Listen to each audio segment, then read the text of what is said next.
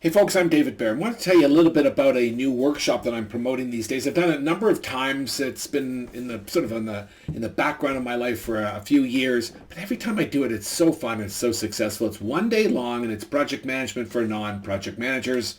You could call it project management for people that don't manage projects very often. You could call it project management for people that don't want to take any more than a day, but this is a core competency in their organization and they want to catch up.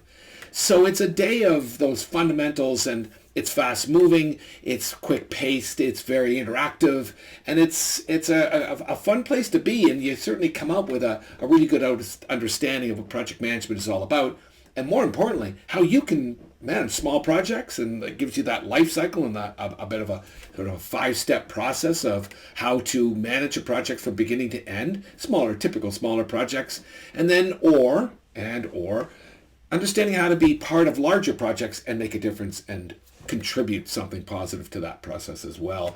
Organizations have a lot of people peripherally involved in projects. This is a great way to get them up to date on what we're doing, on how we're doing it, and maybe even get some greater value out of them on the smaller projects. It's an in-house operation. It's an in-house presentation. One day, I'm David Barrett from projectbytes.com.